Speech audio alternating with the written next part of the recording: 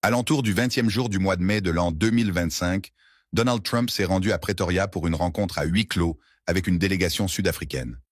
Officiellement, il s'agissait de discuter d'investissements américains sur le continent africain. Mais très rapidement, les discussions ont dégénéré.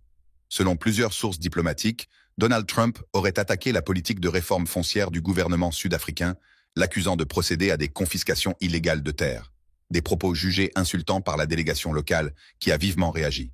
L'ambiance s'est rapidement envenimée, au point que certains diplomates ont quitté la salle. Mais ce n'est pas tout. Elon Musk, milliardaire sud-africain et patron de Tesla et SpaceX, a réagi en temps réel sur son réseau social X, anciennement Twitter. Il a publié ce message. Les jeux de pouvoir en Afrique auront des conséquences. L'énergie va basculer. Observez. Un message court mais lourd de sens. Beaucoup y ont vu un avertissement, ou une tentative de peser dans le débat africain. Certains analystes évoquent même un lien avec les projets miniers de Musk, notamment dans le sud de la République démocratique du Congo. Est-ce un simple commentaire ou un signal stratégique? Les spéculations vont bon train. Pendant que Donald Trump déchaînait la polémique en Afrique du Sud, un autre événement d'une grande importance se déroulait à Kinshasa. Le Sénat congolais a été officiellement saisi d'une demande de levée d'immunité concernant Joseph Kabila, sénateur à vie et ancien président de la République.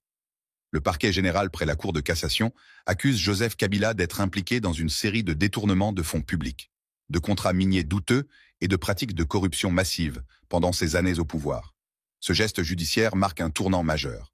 Jamais auparavant, un ancien chef d'État congolais n'avait été menacé de poursuites aussi directes. Le président actuel, Félix Tshisekedi, entend ainsi affirmer son autorité et envoyer un message fort. L'impunité ne sera plus tolérée, même pour les plus puissants. Mais la manœuvre est risquée. Elle pourrait provoquer une fracture institutionnelle, voire des troubles politiques. Des voix s'élèvent pour dénoncer une chasse aux sorcières, tandis que la SENCO et l'ECC appellent à la retenue et à la justice équitable. Face à cette offensive, le camp de Joseph Kabila ne reste pas silencieux. Constant Mutamba, ministre de la Justice et leader du regroupement politique d'INAFEC, a pris la parole lors d'un point de presse enflammé. Dans un ton ferme, il a dénoncé ce qu'il qualifie d'instrumentalisation de la justice et d'agenda caché visant à éliminer politiquement Joseph Kabila. Il a ajouté que la justice ne devait pas être le bras armé du pouvoir exécutif. Voici un extrait marquant de sa déclaration.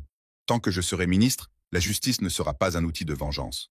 Joseph Kabila n'est pas un citoyen ordinaire. Il mérite respect et traitement équitable.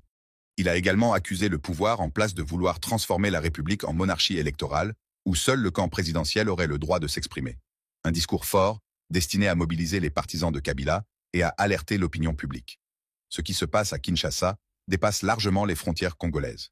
Plusieurs États de la région, notamment l'Angola, le Zimbabwe et la Tanzanie, observent la situation avec inquiétude. Joseph Kabila, en tant qu'ancien chef d'État, garde de nombreux réseaux d'influence dans la région. Et c'est ici qu'Elon Musk revient dans l'équation. Plusieurs analystes affirment que ces entreprises s'intéressent de très près aux mines congolaises, notamment celles du Katanga, riche en cobalt et lithium. Une instabilité politique majeure dans cette zone pourrait perturber l'approvisionnement mondial en métaux stratégiques.